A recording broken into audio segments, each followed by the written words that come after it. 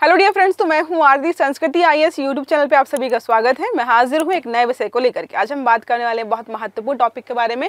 यहाँ पर है भारतीय सेना की जो नई वॉर डॉक्ट्रिन है। इसका मतलब क्या है? जैसे हम पहले युद्ध लड़ते थे, जो हमारी तकनीकी थी, जो भी हमारी प्रक्रिया थी, हम उसको बदलने का प्रयास कर रहे हैं। अब ऐसा क्यों कर रहे हैं? तो जाहिर सी बात है, समय के साथ बदलाव बहुत ज़रूरी है। चाहे वो वॉर डॉक्ट्रिन हो या किसी भी प्रकार की कोई भी तकनीकी हो। जब चीज़ें अलग हो रही हैं, समस्याएं भी अलग प्रकार की हो रही हैं, तो हमें युद्ध भी वैसे ही लड़ना पड़ेगा। तो यहाँ पे क्या है, वॉर डॉक्ट्रिन में कोल्ड स्टार को अब कोल्ड स्ट्राइक के रूप में बदला जाए। स्ट्राइक का नाम सुन के बहुत सारी स्ट्राइक्स आपको याद आ रहे होंगे।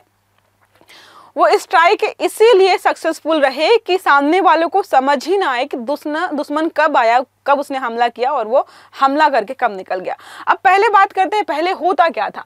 तो पहले चर्चा में क्या क्यों है, तो हाल ही में पाकिस्तानी सीमा के पास एक त्रिसेवा अभ्यास, जिसका नाम है त्रिशूल, ये किया गया है, जिसमें रुद्र हमारा जो है ऑल आर्म्स ब्रिगेड का सफल परीक्षण है।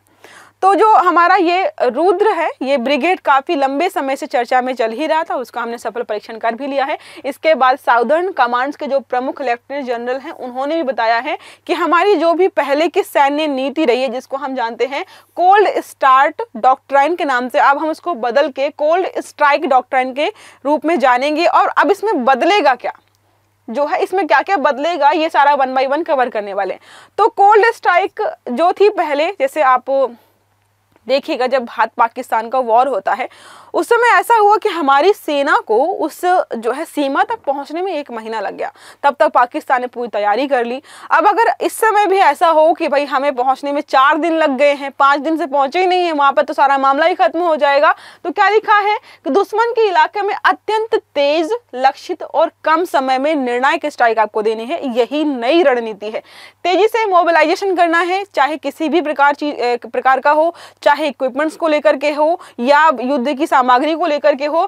बहुत जो है बहुडोमेन समन्वय भी होना चाहिए। मतलब यहाँ पर है लैंड, एयर, साइबर स्पेस, सब कुछ कवर होना चाहिए।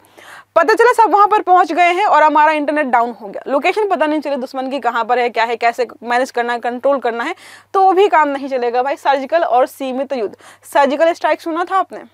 लोगों को समझ में नहीं आएंगे कब कैसे पहुंचे, मार के वापस आ गए। ये होता है हमारा कोल्ड स्ट्राइक अवधारणा, जिस पर हम लगातार काम कर रहे हैं। पाकिस्तान की जो परमाणु चेतावनी है, उसको ध्यान में रखते हुए हम कर रहे हैं। पता चले कि उसको पता लग गया है कि भारत ने अपनी सेना भेजी है लड़ने के लिए और वो तैयारी कर रहा है, उसको पहले से ही पता चल जाए, तो वो वहां से जवाबी हमला पहले कर सकता है। तो हमारी सारी जो भी प्लानिंग थी धरी की धरी रह जाएगी।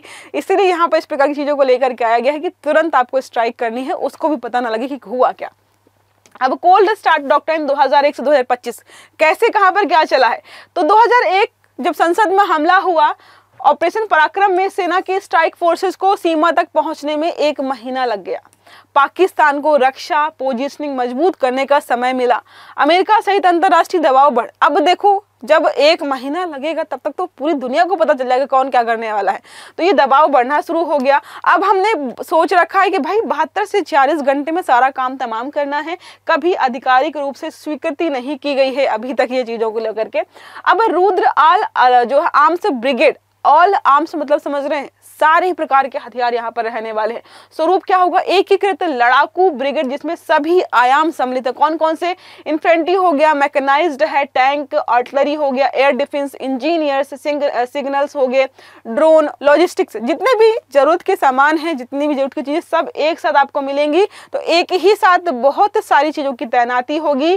पूर्वी लद्दाख और सिक्किम सीमा पर यहाँ पर लगाया जाने वाला है। हर ब्रिगेड का जो डिजाइन है इलाके की जरूरत के अनुसार किया जाएगा कि कहां पर क्या चीज होनी चाहिए। अखंड प्रहार अभ्यास भी हमने हाल फिलहाल में किया था, कोणार्क कोर की पूर्ण युद्धक तैयारियों को लेकर के। यहाँ पे क्या हुआ था? मैकेनाइज्ड जो है पैदल सेना की संयुक्त चालें हो गई। रुद्र ब्रिगेड ब्लैक मेस की ग्राउंड स्ट्राइक, विशेष हेली बॉर्न ऑपरेशन यहाँ पर किए गए, हमला हेलीकॉप्टर मिसल हो गया, वायुसेना का क्लोज एयर सपोर्ट, ये सारा जो है हाल फिलहाल में हमने देखा भी है, इनको भी यहाँ पर बताया गया है। अब बात करते हैं कि क्यों महत्वपूर्ण है यह रणनीतिक बदलाव। तो हमें अपने वॉर करने की जो टेक्निक है वो बदलने की जरूरत क्यों है, ये महत्वपूर्ण क्यों है।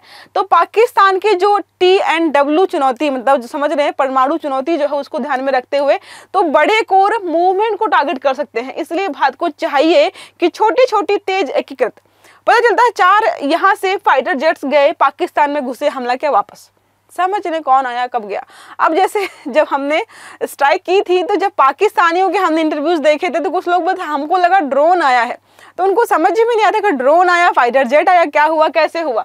चीन की आक्रामकता के बारे में भी बात करेंगे। भाई हमारा एक ही पड़ोसी नहीं, दूसरा भी है खतरनाक। बॉर्डर इंटीग्रेटेड बैटल ग्रुप्स यहाँ पर वो बना रहे हैं। 2 फ्रंट युद्ध की तैयारी, तो दोनों तरफ हमें लड़ना है, यहाँ पर भी लड़ना है। यहाँ हमारे विकास ना कर पाने की एक बड़ी वजह यह है कि 2 ऐसे नमूने पड़ोसी मिले हैं जो हमें आगे बढ़ने नहीं देते हैं। जितना पैसा हम डिफेंस में लगाते हैं, अगर ये 2 पड़ोसी हमारे ठीक मिले होते, शांति व्यवस्था प्यार मोहब्बत से रहने वाले, तो हम कहाँ के कहाँ पहुंच जाते। नए युद्ध क्षेत्र की प्रगति के बारे में बात करते हैं तो AI ड्रोन स्वार्म हो गया, साइबर अटैक्स, स्पेस अदर।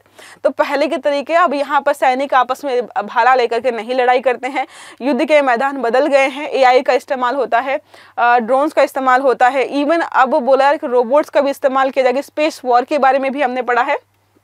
तो हमें अब अपनी रणनीति बदलने की आवश्यकता है। विशेषज्ञों का विश्लेषण, तो लोगों ने क्या बोला है इसके बारे में, अब उनकी बात सुन लेते हैं। तो तेज और सीमित युद्ध की क्षमता, एस्केलेशन कंट्रोल होगा। असर यहाँ पे बताया जा रहा है कि हम अगर अपनी रणनीति बदलेंगे तो उससे क्या होगा, बेहतर ज्वाइंट ऑपरेशंस हम कर पाएंगे, जाहिर सी बात है। आधुनिक तकनीकी का अधिक उपयोग कर पाएंगे।